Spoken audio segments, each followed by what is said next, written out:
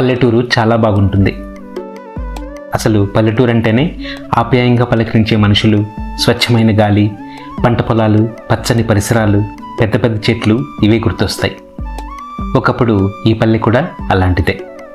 ఈ ఊరి పేరు గుట్టమీదపల్లి. ఈ ఊరు ఆంధ్రప్రదేశ్ అన్నమయ్య జిల్లా తంబళ్లపల్లి మండలం కోసువారిపల్లి గ్రామానికి 3 కిలోమీటర్ల దూరంలో ఉంది. కానీ మనుషులెవరూ కనిపించడం లేదే అనిపిస్తుంది కదా. అవును, ఈ పల్లెటూరులో మనుషులెవరూ లేరు. ఎటు చూసినా ఖాళీగా ఉన్న గడపలే కనిపిస్తున్నాయి. గుట్టపైన ఉన్న ఈ ఊరిని ఇష్టంగా కట్టుకున్న ఇళ్లను, భూములను వదిలి అందరూ వెళ్ళిపోయారు. ఊరికి వచ్చే దారి ఇంత బాగుంటే ఎందుకు వెళ్ళిపోయారు అనే డౌట్ వస్తుంది కదా. ఎందుకు తెలుసుకుందాం. దెయ్యాలు భూతాల వల్ల అయితే కాదండి. గుట్టపైన ఉన్న ఈ ఊరికి ప్రతిరోజు ఎంతో కష్టమైన ఈ దారి ద్వారా రాలేక, కొండ క్రింద చాలా పెద్ద చెరువు ఉన్న పైన బోర్లు వేస్తే నీరు పడక, నీటి ఎద్దడిని భరించలేక పంట చేలు వదిలి అడుగంటిపోయిన ఆశలతో వదిలి వెళ్ళిపోయారు. ఒకప్పుడు ఎంతో గొప్పగా బ్రతికిన ఈ గుట్టమీదపల్లి ఇప్పుడు గత చరిత్రకు సాక్ష్యంగా నిశ్శబ్దంగా నిలబడి ఉంది. వదిలి వెళ్ళిపోయిన వాళ్ళు ఈ ఊరికి రోడ్డు ఉండుంటే ఇక్కడే ఉండేవాళ్ళం అన్నారు. చాలా ఏళ్ల తర్వాత ఈ ఊరికి తార్ రోడ్డు వేశారు. కానీ ఉండటానికే ఎవరూ లేరు.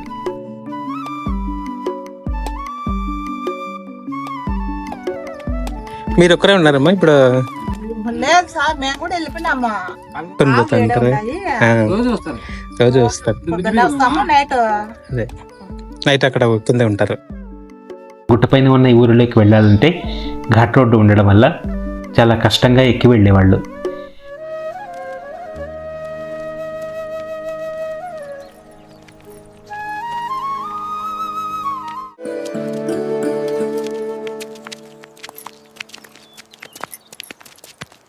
మట్టి రోడ్డు కావడం వల్ల ఎద్దుల బండ్లు అయితే ఎన్నోసార్లు వాళ్ళుగా ఉన్న ఈ దారిలో వెనక్కి వచ్చేసేవి.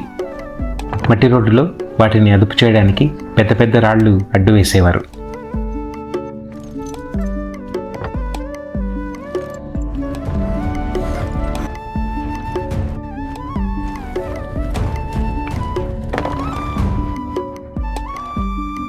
ఈ దారి కష్టాలతో పాటు నీటి కష్టాలు కూడా మొదలయ్యాయి. చాలా పెద్ద చెరువు కొండ కిందనే ఉన్న బోర్లు వేసినా నీళ్లు పడేవి కాదు. ఊర్లో ఉన్న ఈ చేదబావిలో నీళ్లుండేవి.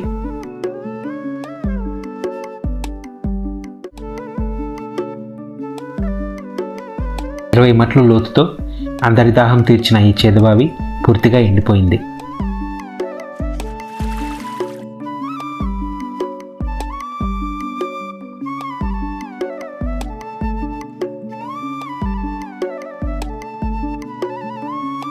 ఈ చేతి పంపు వల్ల త్రాగటానికి ఇబ్బంది లేకపోయినా పంటలకు చాలా ఇబ్బంది అయింది.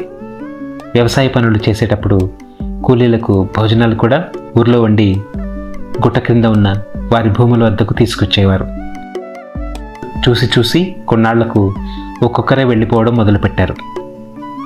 కొందరు ఇక్కడున్న భూములు అమ్ముకొని మదనపల్లికి వెళ్ళిపోయారు. కొందరు కొండ క్రింద ఉన్న కోసువారిపల్లికి వెళ్ళిపోయారు. ఈ ఊరి గురించి నాకు చెప్పిన మా ఫ్రెండ్ మనోహర్ రెడ్డి వాళ్ళ కుటుంబం కూడా వాళ్ళు చిన్నగా ఉన్నప్పుడే మదనపల్లికి వెళ్ళిపోయారు. ఊరిలో వీధులన్నీ నిర్మానుష్యంగా ఉన్నాయి.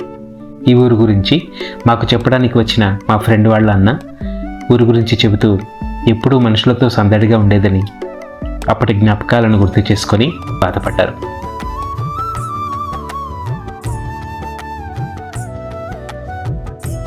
ఇది మా ఇల్లు అని వాళ్ళు చూపిస్తుంటే వారి కళ్ళల్లో ఒకనాటి ఆనందం కనిపించింది.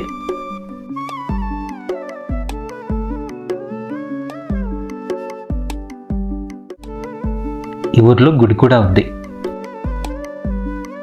ముందైతే విగ్రహాలు కూడా ఉండేవట, కానీ పంచలోహ విగ్రహాలను క్రింద ఉన్న కోసువారిపల్లెకు తీసుకుని వెళ్లారు. గుడి ముందు ఉన్న కాగితాల పూలు మాత్రం ఇప్పటికీ అందంగా పరుచుకొని ఉన్నాయి. ఇల్లు కూడా చాలా స్ట్రాంగ్గా కట్టారు. ఇక్కడ వాళ్ళు ఊహించి ఉండరు వదిలి వెళ్ళిపోతామని. క్రింద కోసువారిపల్లిలో ఉన్న వారిని అడిగితే ఎంతో గొప్పగా బతికిన ఊరు అని గర్వంగా అప్పటి జ్ఞాపకాలను గుర్తు చేసుకున్నారు.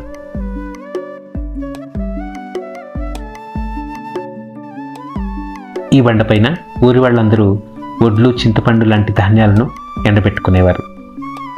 ఊరు వారందరికీ ఇది సరిపోయేది.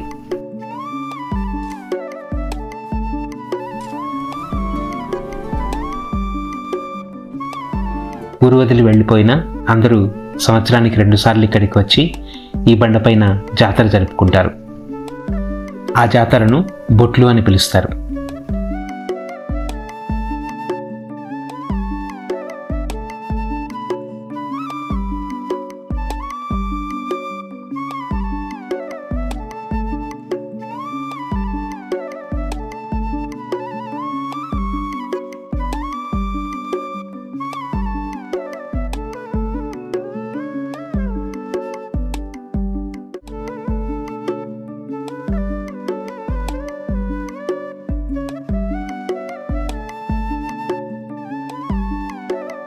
క్రిందకు వస్తే చాలా పెద్ద చెరువు ఉంది.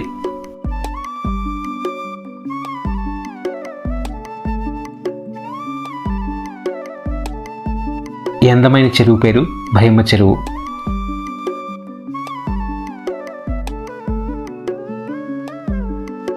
కోసువారిపల్లి వారికి పంటలకు, వ్యవసాయ బోర్లకు సమృద్ధిగా ఈ చెరువు నీళ్లు అందిస్తోంది. ఈ చెరువులో కొంగల బారులు చూడటానికి 2 కళ్ళు సరిపోలేదు.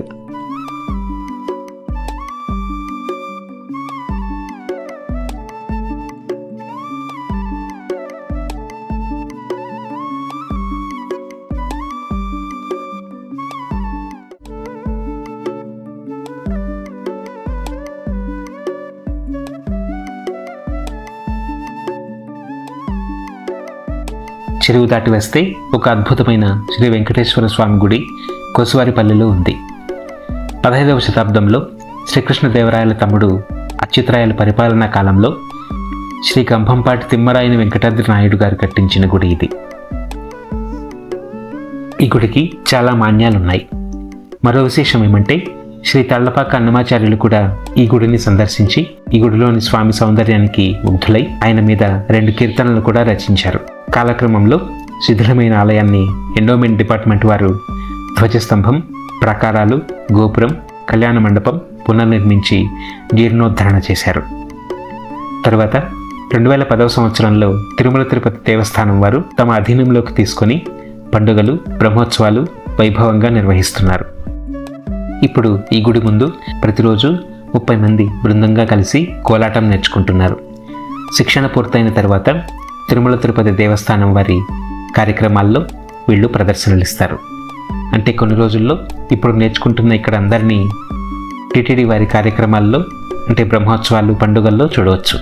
ఈ వీడియో చూస్తున్నప్పుడు ఈ ఊరిలో ఒకప్పుడు ఉన్నవారికి వారి ఇళ్లను, ఈ ఊరితో ఉన్న అనుబంధాన్ని, వారి జ్ఞాపకాలను గుర్తు చేసుకొని సంతోషపడితే వీడియో చేసినందుకు సార్థకత వచ్చినట్లే. ఈ వీడియో చేయడానికి సహకరించిన మనోహర్ రెడ్డి గారికి, వారి అన్నగారు మల్రెడ్డి గారికి కృతజ్ఞతలు చెబుతూ మరో వీడియోలో మళ్ళీ కలుద్దాం. నమస్తే.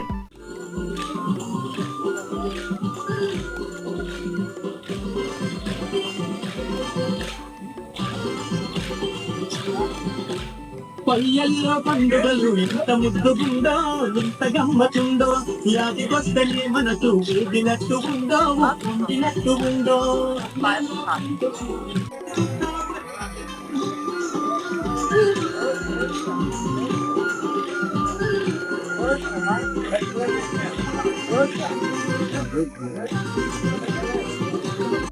పల్లెల్లో పండుగలు ఎంత ముద్దుగుందో, ఎంత గమ్మతుందో, యాదికొస్తేనే మనకు ఊగినట్టు ఉందో, పొంగినట్టు ఉందో.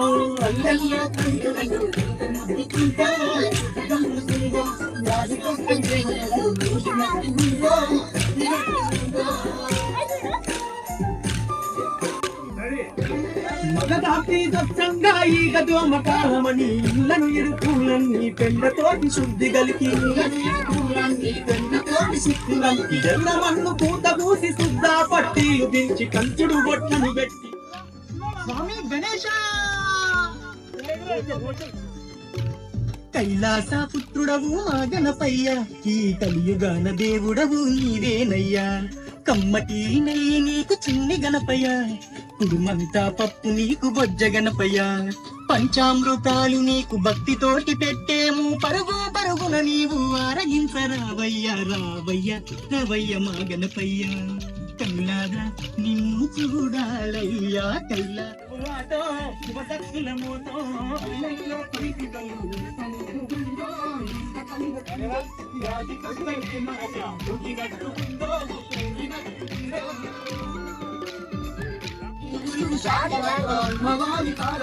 పసుపు కుంకుమ బొట్లు పచ్చని ఆపారిల్లలు, చుట్లో దీపాలు దివ్య కాకుల జిమ్మగా.